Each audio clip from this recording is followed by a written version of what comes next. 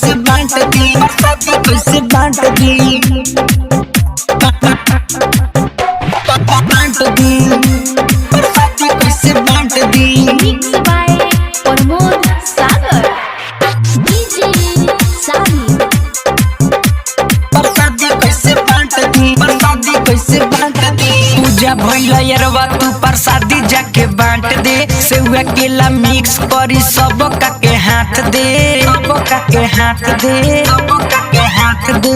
पूजा भइल यारवा तू प्रसादी जाके बांट दे, प्रसादी जाके बांट दे, प्रसादी जाके बांट दे। पूजा भइल यारवा तू प्रसादी जाके बांट दे, सेवा केला मिक्स करी सब के हाथ दे। की कौआ करछुल की कौआ करछुले गइल प्रसादी कैसे बांट दी, की कौआ करछुले गइल प्रसादी कैसे बांट दी, की कौआ करछुले गइल प्रसादी कैसे बांट दी, प्रसादी कैसे बांट दी, प्रसादी कैसे बांट दी,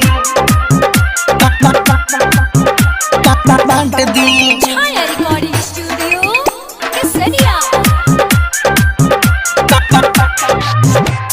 बांट दी, DJ Sami। प्रसादी कैसे बांट दी, प्रसादी कैसे बांट दी। सुबह ही से काका करत रहले दुराई, हम कहानी राहुल के नदी हले भगाई, नदी हले भगाई, नदी हले भगाई। सुबह ही से काका करत रहले दुराई, हम कहानी राहुल के नदी हले भगाई। जब गइल मोर ध्यान तो भगौनी के डांट के, भगौनी के डांट के।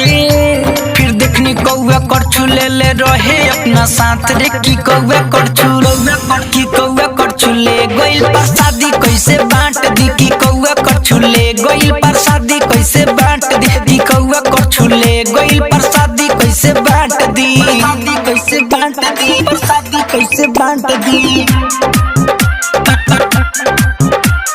बांट दी। Mixed by Pramod Sagar,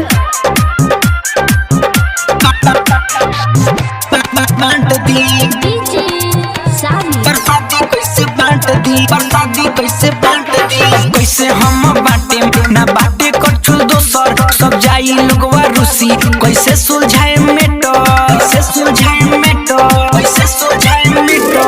कैसे हम बांटे ना बाटे करछुल दोसर, सब जाई लोगवा रूसी कैसे सुलझाए मेटो। गुड्डू अगारासी राहुल भूखल बावे साथ रे, भूखल बावे साथ रे, भूखल बावे साथ। अरे नीरज पवन भोला बारे उपवास रे, की कौआ करछुल की कौआ करछुले गइल प्रसादी कैसे बांट दी, की कौआ करछुले गइल प्रसादी कैसे बांट दी, की कौआ करछुले गइल प्रसादी कैसे बांट दी।